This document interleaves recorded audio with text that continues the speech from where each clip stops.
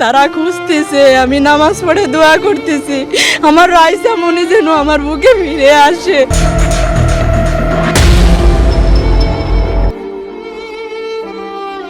ওরা ছিল আমাদের জীবনের আলো, আমাদের হাসির কারণ, আমাদের ভবিষ্যতের স্বপ্ন। প্রতিদিন সকাল মানেই ছিল তাদের কলরব, ব্যাগ কাঁধে নিয়ে দৌড়ে স্কুলে যাওয়া, মায়ের হাতের নাস্তা, বাবার স্নেহভরা বিদায়। একটা সাধারণ সকাল, কিন্তু কে জানতো সেই সকালই হবে আমাদের জীবনের সবচেয়ে অন্ধকার দিন। যেদিন হাসি থেমে গেল, ঘর নিঃশব্দ হয়ে গেল, রয়ে গেল শুধু স্মৃতি। একটি ট্রেনিং বিমানের নিচে একটি কলেজ, আর তার নিচে আমাদের সন্তানরা। একটি ভুল সিদ্ধান্ত, অবহেলা আর মুহূর্তের মধ্যে ভেঙে গেল শত স্বপ্নের পরিবার। চোখের সামনে আগুনে ঝলসে গেল ভবিষ্যৎ, আর কান্নার শব্দে ভরে গেল চারদিক। দুর্ঘটনা নয়, এটা ছিল অবহেলার নির্মম ফল। যখন ওদের নিথর দেহগুলো ফিরল, তখন শুধু কান্না নয়, ছিল রাগ, প্রশ্ন, ক্ষোভ।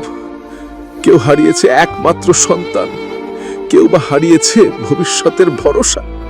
তবুও কেউ এগিয়ে এলো না, নেই জবাব, নেই দায় স্বীকার। কি বলবো তাদেরকে? আমরা নিজেদেরকে তো জবাব দিতে পারছি না। সরকারের প্রতিনিধি এলেন, কিছু প্রতিশ্রুতি দিলেন, কলেজ কর্তৃপক্ষ বলল আমরা সহযোগিতা করব, কিন্তু তা কি শুধু কথায় সীমাবদ্ধ? ওরা আর আমাদের মাঝে নেই। প্রতিটি মুখ ছিল এক একটা স্বপ্ন, এক একটা ভবিষ্যৎ। আজ সেই মুখগুলো কেবল ছড়িতে, আর নামগুলো কেবল স্মৃতিতে। যারা বেঁচে আছে তারাও যেন প্রতিদিন মৃত্যুর সঙ্গে যুদ্ধ করছে। তাদের শরীরে ক্ষত, মনে ভয়, জীবনে এক অন্তহীন শূন্যতা।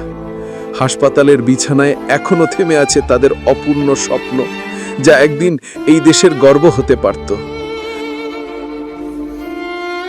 2.5 মাস পেরিয়ে গেছে, কিন্তু কোনো পরিবর্তন নেই। যে ঘরে হাসির শব্দ ছিল, আজ সেখানে নীরবতা।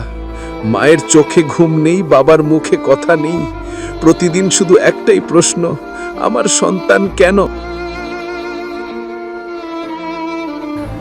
আমার ছেলে পুড়ে যাচ্ছে।